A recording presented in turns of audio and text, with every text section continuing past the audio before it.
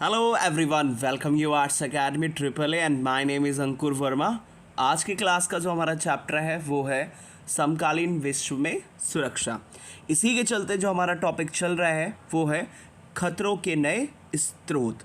तो previous class में हमने देखा कि आतंकवाद आज के टाइम पे एक नया खतरा बन के सामने आया है और आज की क्लास में हम देखेंगे कि मेन अब आज के टाइम पे नए खतरे और कौन कौन से निकल के आए हैं। तो आज के समय में मानव के अधिकारों को लेकर कई जगह क्या निकल के आए हैं, खतरे निकल के आए हैं कि ह्यूमन या मानव होने के नाते हम सभी को, मनुष्य को क्या मिलने चाहिए, कुछ अधिकार मिलने चाहिए, कुछ राइट्स मिलने चाहिए। पर हम क्या देखते हैं, हम ये देखते हैं कि मानव अधिकारों को लेकर भी आज कई सारे देश अलग अलग राय रखते हैं और इसी के चलते वो क्या करते हैं, लोगों को मारते हैं और इसके साथ साथ उनका शोषण भी करते हैं। और आज के समय में हम यही देखेंगे कि यह मानव को कौन कौन से अधिकार देने चाहिए। आज की क्लास में हम मानवाधिकार के ऊपर बात करेंगे। मानवाधिकार दैट मीन्स कि वो अधिकार जो किसको दिए गए होते हैं, मानव को दिए होते हैं, वो क्या कहलाते हैं, मानवाधिकार होते हैं। मानवाधिकार में सिंपल बेसिक की अगर हम बात करें तो हर एक इंसान को जीवन जीने का अधिकार होना चाहिए, इसके साथ उसे बोलने का अधिकार होना चाहिए, समानता का अधिकार होना चाहिए, शिक्षा का अधिकार होना चाहिए, स्वच्छ जल पीने का अधिकार होना चाहिए। तो ऐसे कुछ राइट्स निकल के आते हैं, वो भी किस में, मानवाधिकार में। तो सबसे फर्स्ट पॉइंट क्या कहता है, इसको समझते हैं। सबसे फर्स्ट पॉइंट ये कहता है मानवाधिकार को 3 कोटियों में रखा गया है। मतलब कि इसमें हम कह सकते हैं कि जो मानव को दिए जाने वाले अधिकार हैं उसको हम 3 पार्ट्स में क्या कर सकते हैं, डिवाइड कर सकते हैं। सबसे पहला जो मानवाधिकार निकल के आता है वो आता है राजनीतिक अधिकार। राजनीतिक अधिकार में क्या कहता है, राजनीतिक अधिकार में कहता है अभिव्यक्ति और सभा करने की आज़ादी होनी चाहिए। दैट मीन्स कि हर एक मानव को उसके विचारों को, उसके मेन आइडियाज़ को क्या करना चाहिए, व्यक्त करने का अधिकार होना चाहिए। और इसी के साथ साथ सभा करने का भी क्या होना चाहिए, अधिकार या आज़ादी होनी चाहिए कि अगर कोई चाहता है या एक मेन पूरा समाज का कोई एक ग्रुप चाहता है, एक समूह चाहता है कि वो एक सभा करे, बातचीत करे, तो इस चीज़ का भी क्या होना चाहिए, अधिकार होना चाहिए। तो राजनीतिक अधिकार में सबसे पहले क्या कहता है, इसमें ये कहता है अभिव्यक्ति, मतलब कि जो व्यक्ति के विचार हैं, थॉट्स हैं, उसको बोलने का अधिकार होना चाहिए, व्यक्त करने की आज़ादी होनी चाहिए और उसके साथ साथ सभा करने की भी क्या होनी चाहिए, आज़ादी होनी चाहिए। सेकंड मानवाधिकार में क्या कहता है, सेकंड मानवाधिकार आता है, इसमें कहता है आर्थिक और सामाजिक अधिकार होने चाहिए। आर्थिक अधिकार मतलब कोई भी व्यवसाय चुनने का अधिकार होना चाहिए। सामाजिक अधिकार मतलब कह सकते हैं समाज में बराबरी का अधिकार होना चाहिए, समानता का अधिकार होना चाहिए। इस तरह के अधिकार आते हैं, वो भी किसमें, आर्थिक और सामाजिक अधिकार में। अगला कहता है तीसरा अधिकार कौन सा आता है, तीसरे अधिकार में इसमें कहता है औपनिवेशिकृत जनता अथवा जातीय और मूलवासी अल्पसंख्यकों के अधिकार होने चाहिए। दैट मीन्स कि औपनिवेशिकृत जनता मतलब क्या होता है, सबसे पहले इसमें एक वर्ड निकल गया है औपनिवेशिक, तो इसको समझ लेते हैं। औपनिवेशिक क्या होता है, मान लीजिए सपोज करते हैं एक ये देश है और एक ये दूसरा देश है। इस देश ने क्या किया, इस देश पर कंट्रोल कर लिया, इस पर नियंत्रण कर लिया, ठीक।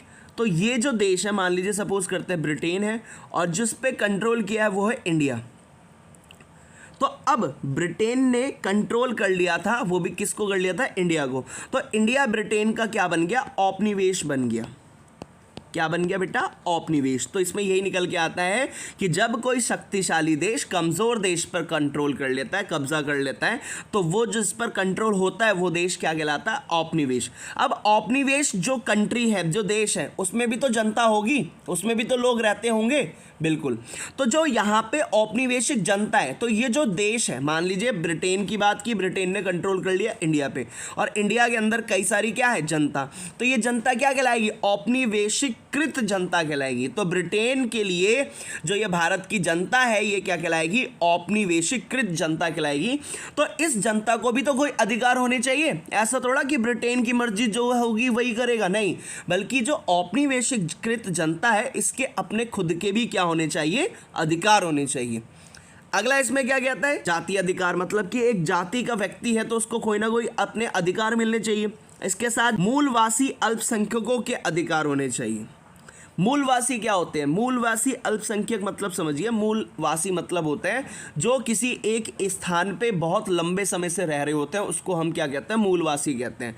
मान लीजिए सपोज करते हैं ये एक एरिया है, इस पे एक कुछ ये व्यक्ति हैं और ये व्यक्ति बहुत लंबे समय से इस जगह पे रह रहे हैं, तो वो क्या कहलाएंगे? वो कहलाएंगे मूलवासी। और अल्पसंख्यक कौन होते हैं? अल्पसंख्यक वो लोग होते हैं जो संख्या में कम होते हैं, चाहे वो धर्म के नाम पे कम हो या भाषा के नाम पे कम हो या कल्चर के नाम पे कम हो, तो उनको हम क्या कहते हैं? अल्पसंख्यक कहते हैं।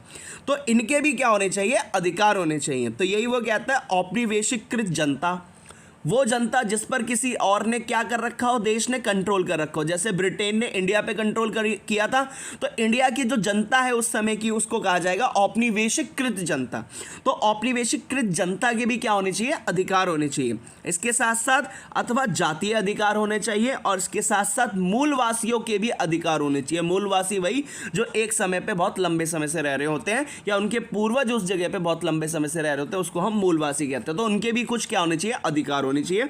इसके साथ साथ अल्पसंख्यकों के भी अधिकार होने चाहिए। अल्पसंख्यक, अल्प मतलब होता है कम, तो जो व्यक्ति संख्या में कम होते हैं, किसके आधार पर कम होते हैं? जैसे कोई धर्म के आधार पे कम है, कोई भाषा के आधार पे कम है, कोई संस्कृति के आधार पे, कल्चर के आधार पे कम है, तो वो क्या कहलाएंगे? अल्पसंख्यक कहलाएंगे। तो उन सभी के क्या होने चाहिए? अधिकार होने चाहिए।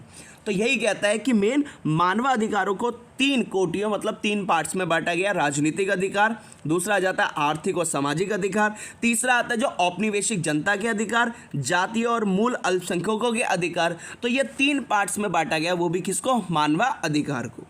अब इसमें क्या कहता है?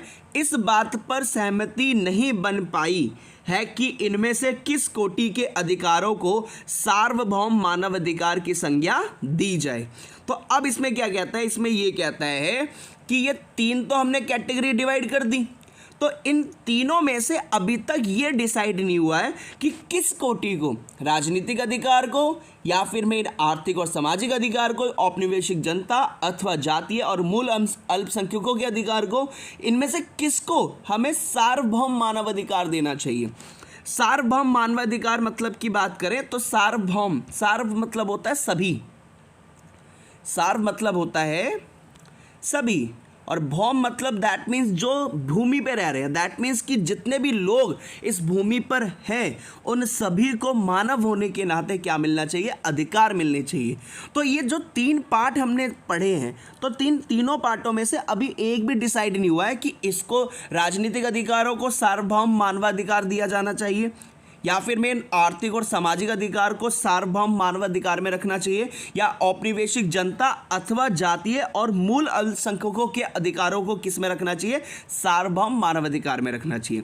तो ये अभी तक इस बात पे बिल्कुल भी सहमति नहीं बन पाई है कि इन तीनों में से कौन कौन से, जो सबसे पहला कौन सा है? राजनीतिक अधिकार, दूसरा आर्थिक और सामाजिक अधिकार और तीसरा औपनिवेशिकृत जनता अथवा जातीय और मूल अल्पसंख्यकों के अधिकार, इन तीनों में से किसको सार्वभौम मानव अधिकार की संज्ञा दी जाए, इस बात पर अभी तक कोई भी सहमति नहीं है। होपफुली आपको समझ में आया होगा। Thank you.